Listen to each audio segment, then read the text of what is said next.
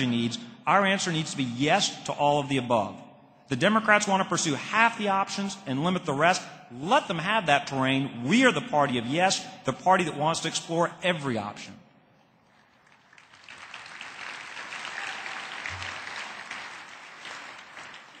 And on ethics, every national Republican victory in my lifetime has been inextricably wed to a reform movement in our party.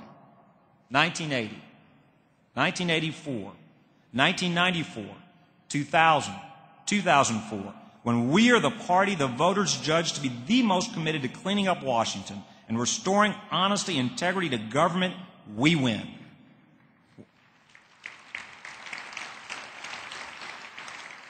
Let us be clear, we came to Washington to change Washington, not to be captured by Washington. When the voters are confused about which party will bring reform and change, we lose. When the party of the outsiders becomes the party of insiders defending the status quo, we rightfully lose elections. We must vow to each other that we will never again tolerate poor ethics in the highest levels of our government or the highest levels of American business.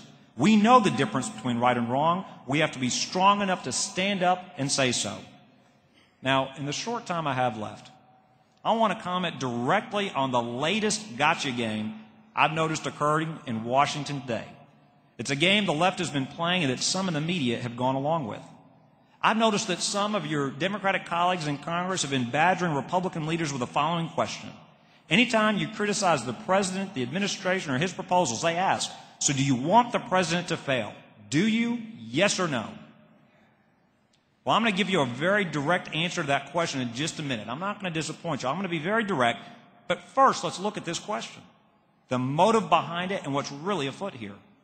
The suggestion behind this question, do you want the president to fail, is this. If you don't answer that question with a loud no immediately, if you don't express instant obedience to the question, then they're trying to suggest you're not really a patriot. They're essentially saying that you're trying to undermine America. Make no mistake. Anything other than an immediate, a compliant, why no, sir, I don't want the president to fail, is treated as some act of treason, civil disobedience, or political obstructionism. This is political correctness run amok. Let's be clear. The very Democratic leaders who are now asking this phony question are the ones who for so long wanted to see the last president fail, regardless of the issue, regardless of whether he was right or wrong.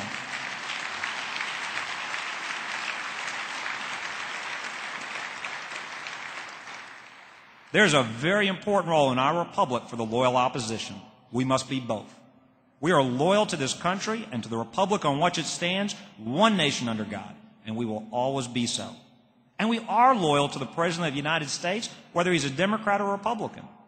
But make no mistake, loyalty does not mean we have to agree with each and every one of his policies. We are also at present the opposition party. We are the party out of power. It is proper and right and healthy for our democracy for us to speak up when we don't agree with the policies that this president pushes and proposes.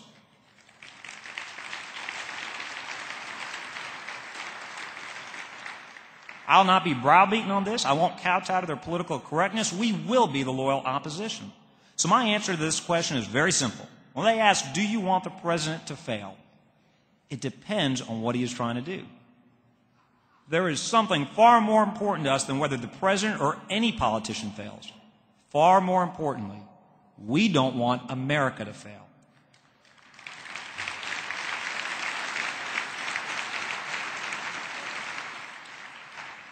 When and if the president wants to cut taxes on job providers, reduce our national debt, stop the massive explosion of government spending, make good on his promise to seek earmark reforms, govern in a way that is fiscally responsible, consistent with his rhetoric in his campaign, and act in a truly bipartisan fashion, then I want him to succeed, and I wish him Godspeed. Let me repeat that. In case anybody misses this point, when and if the president pursues those policies, I do not want him to fail. I want him to succeed.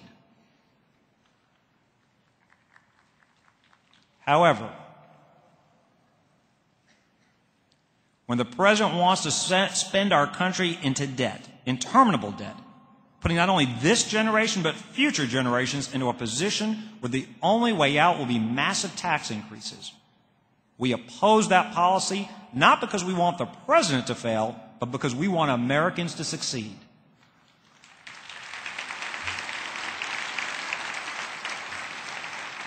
It should worry us that we're talking about incurring debt for our children and our grandchildren. It should worry us that our Secretary of State has to go and ask the Chinese to continue buying our debt. It should worry us that we're set on policies that will drive up inflation, interest rates, and drive down the value of our currency.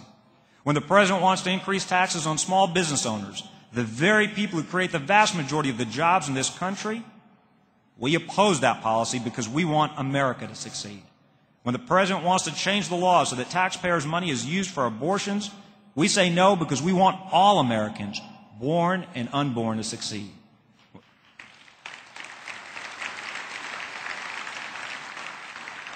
When the President wants to use the stimulus bill as an opportunity to radically grow the size of government, we oppose him because we want America to succeed.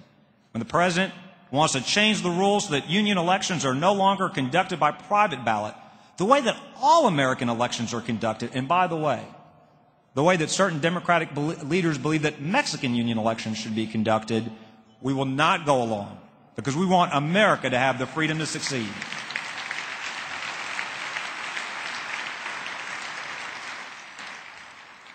When the President considers attempts to squelch media outlets that are not favorable to him by pursuing the unfair so-called fairness doctrine, we will not support that policy because liberty is a key ingredient of American success.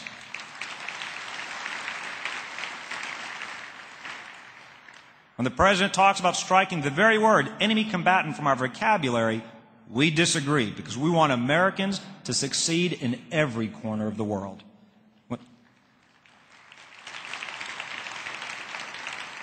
When the President pursues policies that spend too much, tax too much, and borrow too much, we will not go along because we are committed to making sure that America succeeds both now and in the future.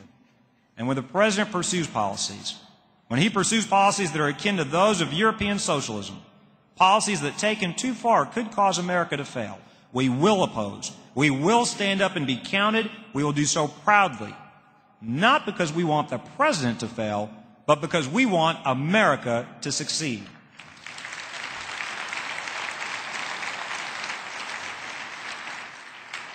And by the way, I make no apologies for any of these positions, and neither should you.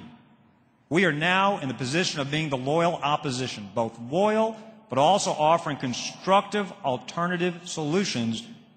The right question to ask is not do we want the President to fail or succeed, but rather we want America to succeed. Thank you for your time tonight. Thank you for what you do for America. May God bless you all. May the loyal opposition continue to speak out and stand up on principle. Thank you and good night.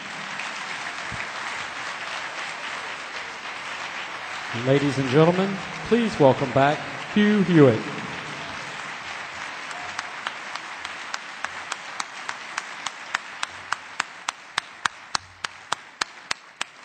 Thank you, ladies and gentlemen.